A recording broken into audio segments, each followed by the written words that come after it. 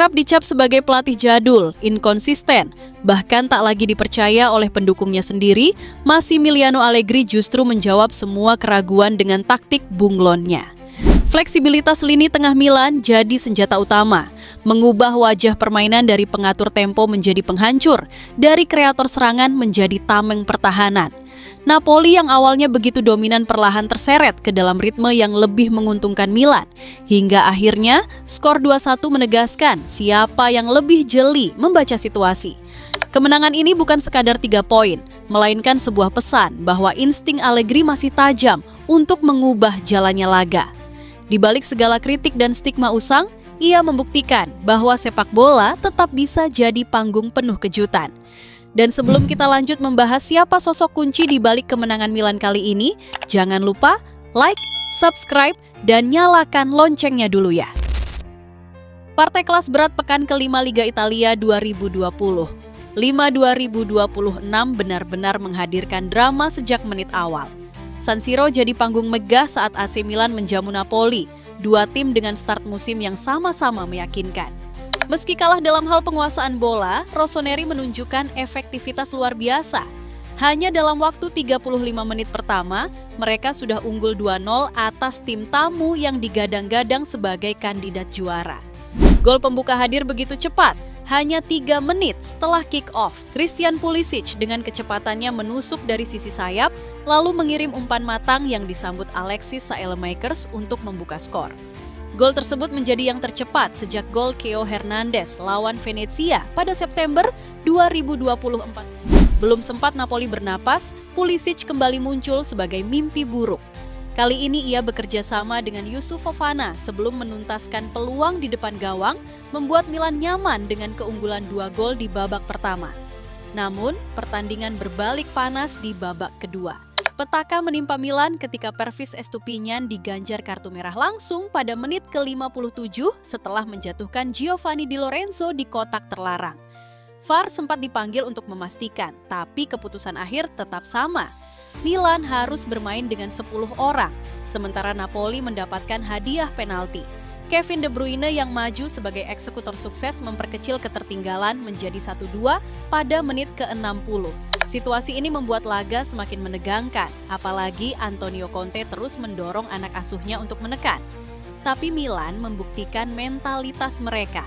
Dengan kepemimpinan Luka Modric di lini tengah, Rossoneri bertahan dengan disiplin hingga peluit panjang, mengamankan kemenangan tipis 2-1 yang terasa begitu mahal.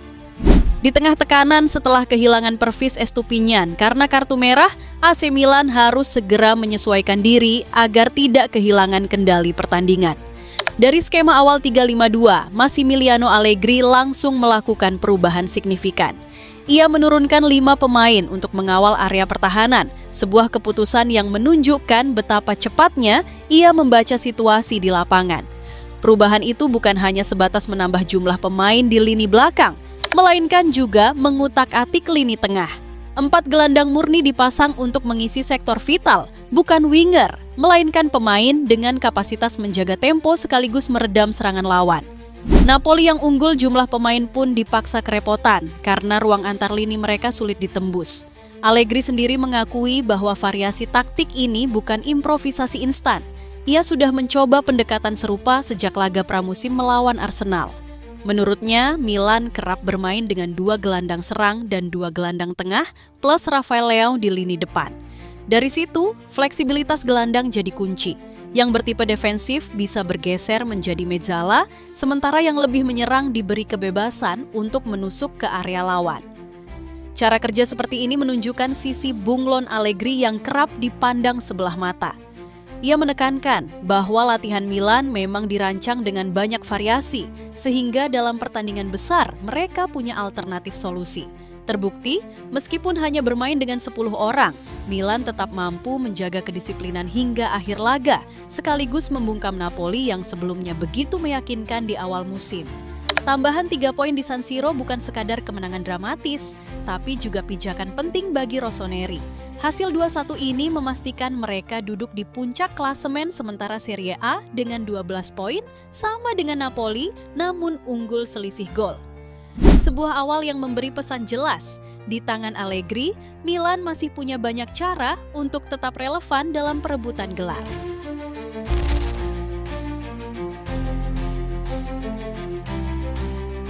Kemenangan atas Napoli semakin menegaskan bahwa kekuatan Milan musim ini bukan hanya soal nama besar di lini depan, tapi juga kecerdikan dalam memanfaatkan pengalaman pemain veteran.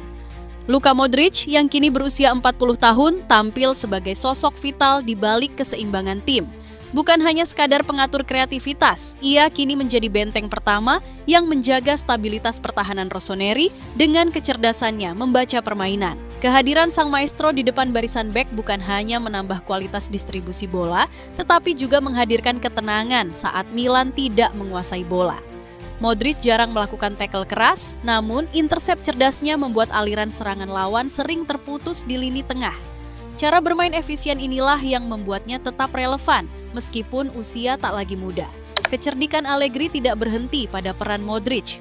Cedera yang menimpa Rafael Leao sempat memaksa pelatih asal Italia itu bereksperimen dengan skema 3-5-2, ditambah kedatangan Adrien Rabiot yang memperkuat opsi di lini tengah.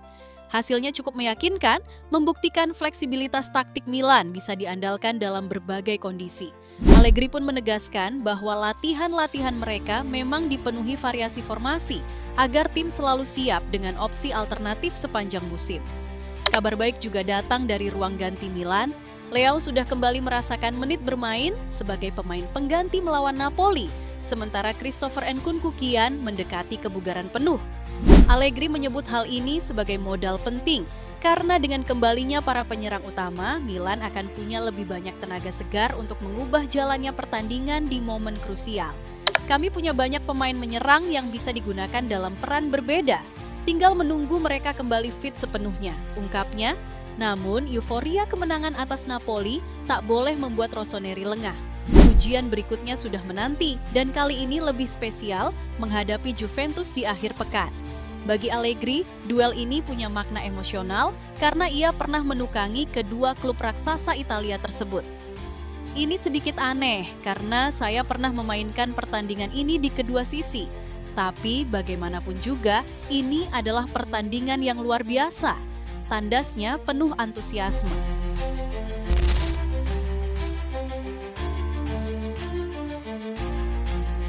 Kemenangan tipis 2-1 atas Napoli di San Siro bukan sekadar momen gemilang semata, melainkan awal dari babak baru dalam persaingan Scudetto musim ini. Dengan Milan sekarang duduk di puncak klasemen sementara berkat selisih gol, persaingan gelar kian membuka ruang untuk drama. Napoli sendiri tetap dianggap sebagai favorit utama untuk mempertahankan gelar. Keputusan Conte bertahan ditambah dukungan pemain baru seperti Kevin De Bruyne, Noah Lang, dan Sam Buikema membuat skuad Partenopei tetap diunggulkan oleh banyak pengamat. Di sisi lain, Milan, meskipun tidak diunggulkan dalam prediksi awal, telah menunjukkan bahwa mereka punya peluang nyata lewat fleksibilitas taktik dan mentalitas juara. Namun, persaingan sesungguhnya tak hanya soal Milan dan Napoli. Juventus, Inter Milan, dan tim-tim seperti Roma maupun Atalanta juga berpotensi mengacaukan jalur gelar. Menurut prediksi Sports Mole, untuk musim ini diprediksi bahwa Napoli tetap akan finish di puncak dengan Inter dan Juventus menguntit, sementara AC Milan berada di posisi keempat. Artikel Power Rankings dari CBS bahkan menempatkan Milan sebagai kandidat kembalinya ke papan atas meski bukan favorit paling kuat. Kunci bagi Rossoneri tak hanya melanjutkan performa impresif di laga-laga besar, tapi juga menjaga konsistensi saat menghadapi lawan-lawan kecil. Ketika Napoli bisa menjadikan kedalaman skuad dan kontinuitas Conte sebagai senjatanya, Milan harus tetap fleksibel dan cerdas. Mereka perlu memadukan perubahan taktik ala bunglon dengan berdiri kuat di setiap lini, baik dalam menyerang maupun bertahan.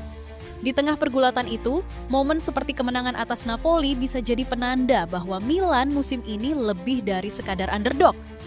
Bila Allegri terus menemukan cara baru, serta para pemain veteran seperti Modric dan pemain muda menjalankan peran yang tepat, bukan tak mungkin Rossoneri akan mengejutkan banyak pihak dalam perburuan Scudetto. Meski sempat mencicipi puncak klasemen, realistisnya AC Milan tetap perlu mengukur kekuatan mereka dalam jangka panjang. Finish di posisi 4 besar adalah target paling masuk akal. Bukan hanya soal prestis, tapi juga tiket berharga ke Liga Champions musim depan. Mengacu pada tren Serie A dalam 5 musim terakhir, batas aman untuk lolos ke 4 besar rata-rata berada di kisaran 64 poin. Angka itu jelas bukan mustahil, apalagi bila Rossoneri bisa menjaga konsistensi menghadapi lawan-lawan yang secara kualitas berada di bawah mereka. Kemenangan atas tim sekelas Napoli hanyalah pijakan awal, sementara jalan panjang Serie A menuntut stabilitas performa. Allegri tahu betul bahwa Scudetto mungkin masih berat, tapi posisi 4 besar adalah misi yang lebih realistis sekaligus krusial. Karena bagi Milan, Liga Champions bukan sekadar kompetisi Eropa, melainkan panggung identitas dan kebanggaan. Dan untuk mencapainya, 64 poin bukan lagi sekadar angka, tapi harga mati yang harus diperjuangkan sampai akhir musim.